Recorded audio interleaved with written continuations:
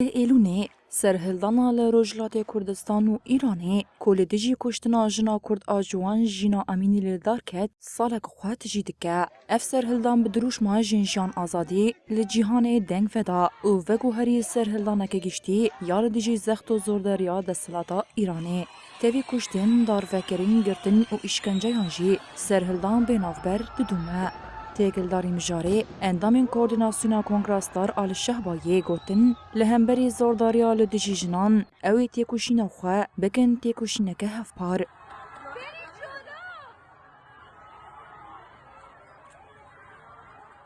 اما تم بانکن جن جیان آزادی اما وی سلوگانه به دنیای تواهی اما پی بدن ناس کرن و حقیقت سلوگانه جن جیان آزادی چیه؟ جن جیان آزادی در کتن جن جیان آزادی آزادبینی جنه آزادبینی ملت آزادبینی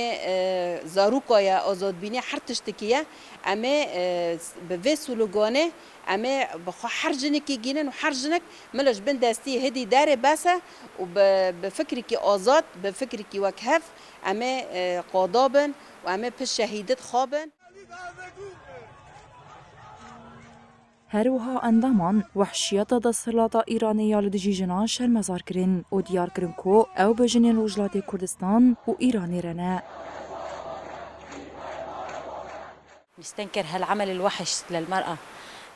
ام تندی و زختال دجی جنان شرمزارد کن بطایبت وحشیتا دستلاتا ایرانی یا لدجی جنان دستلاتا ایرانی بکشتنا جینا امینی خواستن جیانا جنان تاریب کن لین زانن کو اوی دروشما جن جیانا آزادی یا کو پشتی کشتنا جینا امینی لروشلات بلاو بو و به دروشمکه جیهانی پشتی کشتنا جنا کرد آجوان جینا امینی بصدان جن سری هلدان حتی داویه امی بجنین روشلاتا کردستان و ایرانی ربن كلياتها معهم يدا واحدة. احنا هالشي كلياته بنستنكره أكيد. Li seranserî cîhanê ji bo piştgiriya serhildana li Rojhilatê Kurdistan û Îranê jin rabûn serpiyan, çalakî li darxistin û dirûşma jinjiyan azadî qîrkirin.